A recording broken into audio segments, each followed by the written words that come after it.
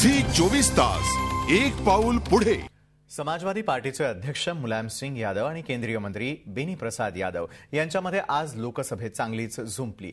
मुलायम सिंग यादव यांचे दहशतवाद्यांशी संबंध असल्याच्या आरोपावरती आपण ठाम असल्याचं बेनी प्रसाद यादव यांनी सांगितलं। त्यावरती मुलायम सिंगांनी जोरदार आक्षेप घेतला। बेनी प्रसाद यांना मंत्रिमंडळातून काढून टाकण्यात यावं अशी मागणी समाजवादी पक्षाने केलेली आहे।